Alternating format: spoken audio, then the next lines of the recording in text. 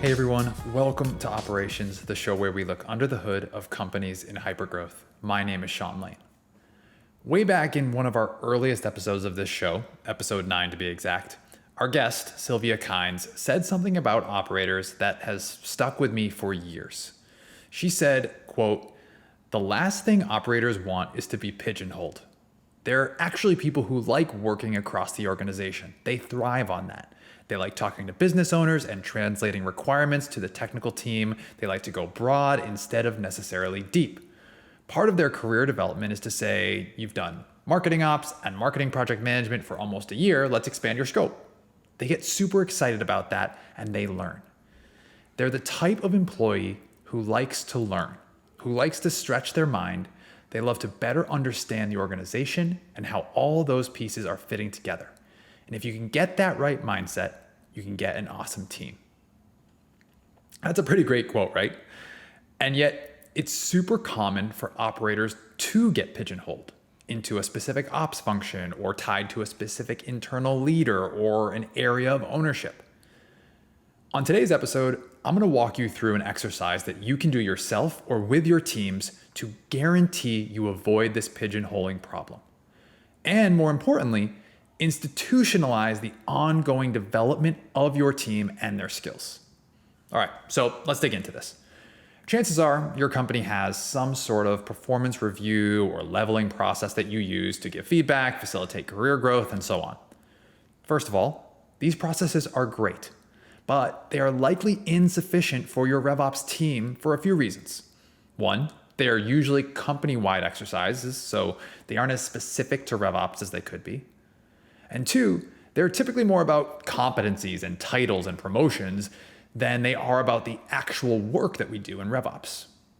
Now, I am not saying performance reviews aren't important. They absolutely are. I'm just saying they don't accomplish everything you need to ensure that you and the individuals on your team are getting the growth opportunities that you all need to thrive. So, what's the exercise that I'm talking about? Well, it's a color coding exercise. Here's how it works. You start with a list of RevOps focus areas: managing your tech stack, metrics and reporting, comp planning, capacity planning, training and enablement, forecasting cadences. I'll share the full list of 9 categories and a long list of subcategories in a link in the show notes. Once you have your list, each member of your team will color code the focus areas on the list based on their preferences, skills, and most importantly, their desire to learn. So here's how the color coding might work. One category is, I like doing this type of work and I think I'm good at it. We're going to code that category green. Next, it might be, I do not like doing this type of work, but I think I'm good at it. We'll make that one yellow.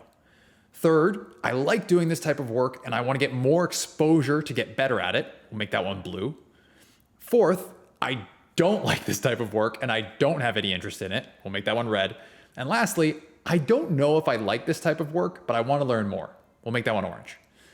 These categories create a clear picture of where each team member stands and what they aspire to do.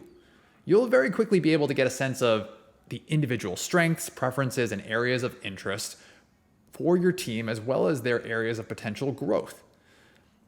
For the individual who's filling it out, it's a great tool for self-reflection and career planning, and doing the exercise will prompt meaningful conversations about that individual's growth and their preferences. On the manager's side, and for the company, this is a phenomenal way to staff your team based off of finding the existing blind spots, and it ultimately makes it easier to align the personal development of the individual with the company's needs. My colleague Laura Aiden and I introduced this exercise with our operations team at Drift.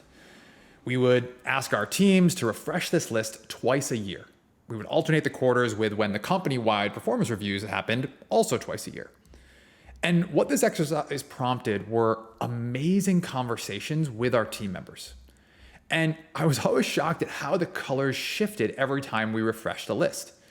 When we would come out of these conversations, both the leaders as well as the individuals could reference these focus areas all the time to identify relevant projects for each person to go back and do, and we made sure that those projects were already part of our broader RevOps goals. For example, someone might have color-coded the territory planning category as I don't know if I like this type of work and I want to learn more. So then we'd make an effort to include that person in the next territory planning exercise. Now, they might come back the next time around with that color coded as red. I do not like this type of work and I don't have any interest in it. That's okay. Now everybody knows that. On the flip side, if nobody on the team has a strong interest or a skill set for an area like compensation design, now it's become clear to me that we need to bring in someone to fill that gap and make sure we have that expertise on the team. The important part here is the exposure everyone gets, the learning that happens, and the growth that happens along the way. Now, I get it. You might be listening to this saying, my team is not big enough for this level of specialization, or I just have to do everything on this list because of the bandwidth constraints put on me by my company. What I would say to you is you can still use this exercise for two reasons. One, you can determine the scope of responsibilities of yourself and your ops team. So what are you ultimately responsible for and what are you not responsible for?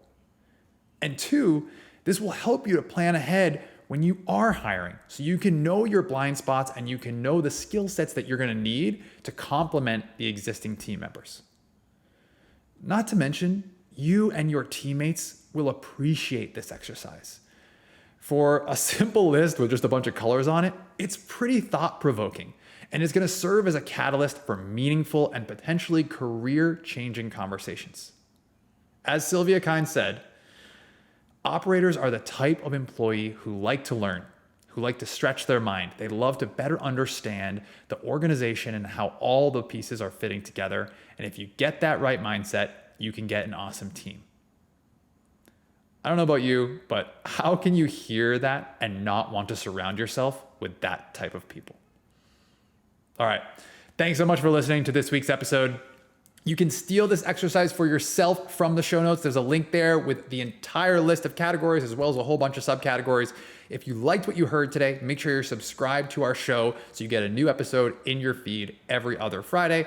Also, if you learned something from this episode or from any of our episodes, please leave us a review on Apple Podcasts or wherever you get your podcasts. 6-star reviews only. All right, that's going to do it for me. Thanks so much for listening. We'll see you next time.